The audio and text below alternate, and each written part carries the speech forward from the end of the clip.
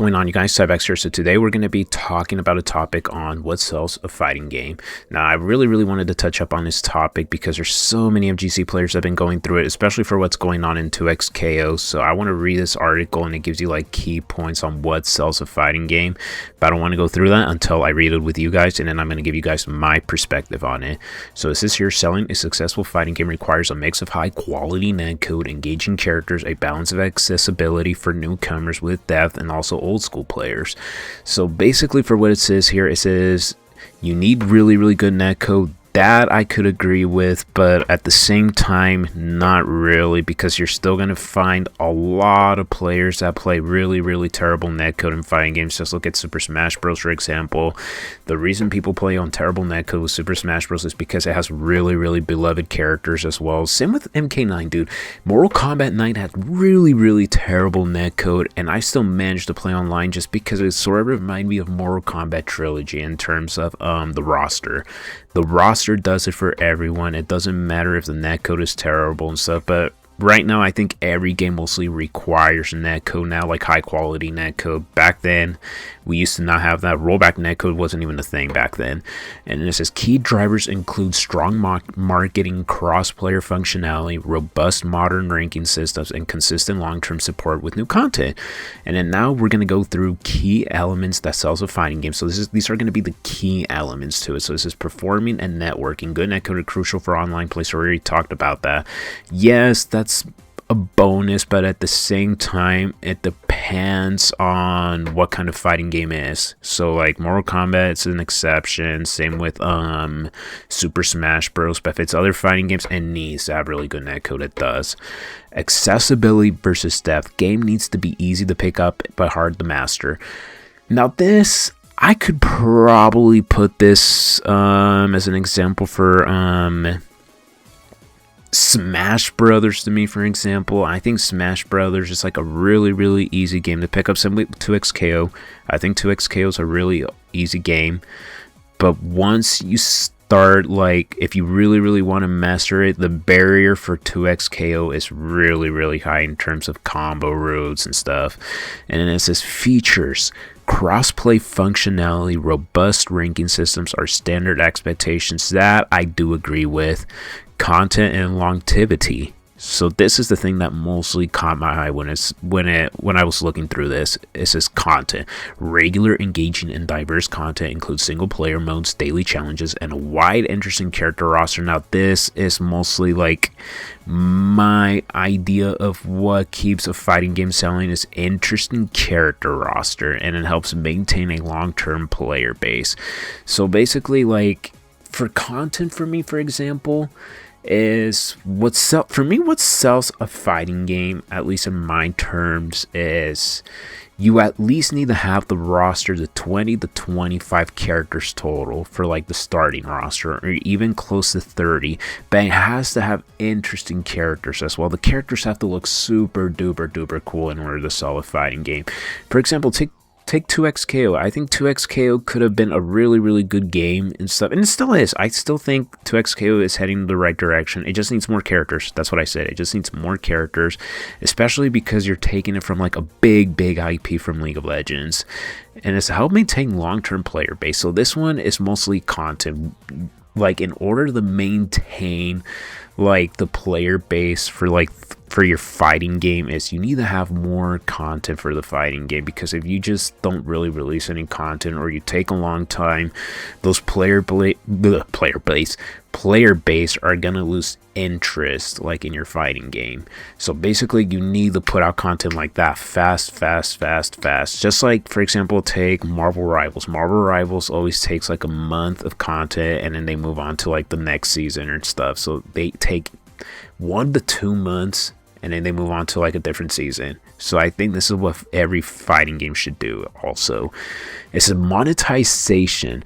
Often, well, before we go to monetization, I will say that I think the microtransactions in terms of like skins and stuff shouldn't be. I think that's what 2XKO does really, really bad, as well as like selling you skins and stuff. Well, not selling skins, but making the skins super duper expensive, because I think each skin for that game is like $30 or so. Take for example, like maybe the Marvel Rivals, where it's like maybe $15 to $16 at most for like a really, really cool looking skin, while you have 2XKO that's like maybe close to 50 or like a $40 skin, but I think they're 30. I'm gonna be honest with you. I think if you buy the bundle for 2XKO, like bundle skins and stuff like that, I think that's close to 100. So that's really, really bad. And as monetization, often a free to play model or a use of cosmetics and microtransactions, that's we already went through that, can drive initial and continued revenue. I will say I don't mind microtransactions from what I said back then, but it has to be in a lower price, my dude. You cannot price us like one or two skins from like a full price game, because I think that's what 2XKO is doing right now. I think that's a really, really bad thing, and they need to lower their prices in terms of selling you skins. And as a Super Smash Bros. Ultimate is noted as a top-selling title, so we already went through that, of course.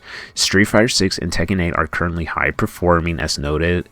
So basically, Street Fighter 6 and Tekken 8, yeah, because they're really, really bigger IPs, and those games are like the pistols up there, so those cannot be touched at all. They've been a long-running franchise from like the 19s, so we're not really going to touch up on those. Those games are always going to sell. And it says Mortal Kombat 11, Mortal Kombat X are also among the top selling. Of course, you cannot go wrong with this. Mortal Kombat is a really, really popular IP.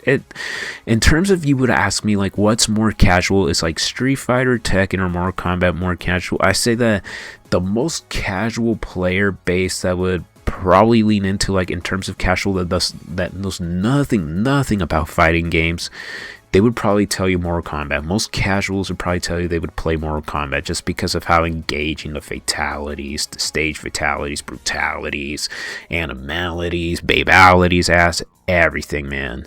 So this is like terms of super, super casual games, and it's like a future like rich storytelling game as well for like casuals. I will agree though, I did not really like MK11's story. Besides MK11 Aftermath, I thought MK11 Aftermath was like the best story they had for Mortal Kombat. Same with MK9. MK9 was also super cool as well. Except MK1 missed the marks, but we're not talking about that right now. So yeah, in terms, now that we're done reading through this article, I will give you guys like my 5 quick thoughts, or I'll just give you guys my quick thoughts on what sells a fighting game.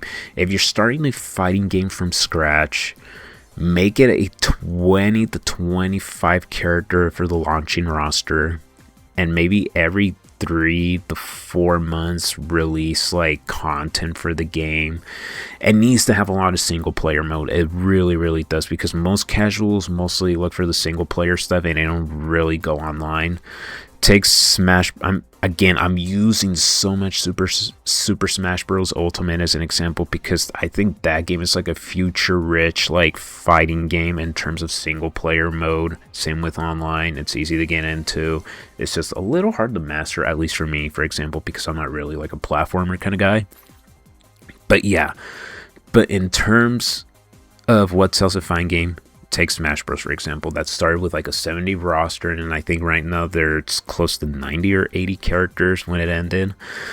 But what sells a fighting game for me is make it like 25 to 30 starting roster, just like Tekken 8, and start releasing characters for like, announce a season pass, make it like 4 or 5 characters a year. But you gotta come out with them really quick, because right now I think that's what Street Fighter 6 is struggling with. They're struggling at releasing characters super duper fast for me.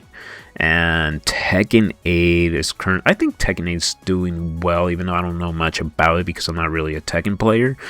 But other than that, same with microtransactions. Don't make the skins or characters super duper expensive. Make it like the $5 to $6. I think that's what Smash Bros. Also did good as well, where they would sell you characters for like only $4 or $5. Same with like a stage pack. I think a music track, a stage pack, and a character pack that all came together with Smash Bros. Was like $5 or $6. That's a really, really good deal. And I think every fighting game should really, really do that and not sell you like skins that are super duper high.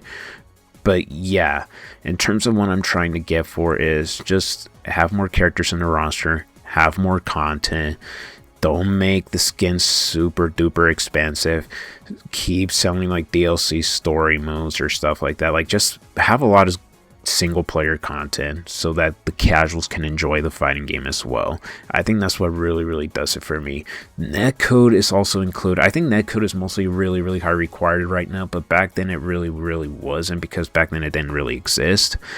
But yeah, I think those are like my key terms. My key terms of what sells a fighting game is having more characters in the roster, more stages, more content, more single player mode, and more skins. But just don't make the skins like super duper expensive. But the characters have to look super duper cool as well in a fighting game.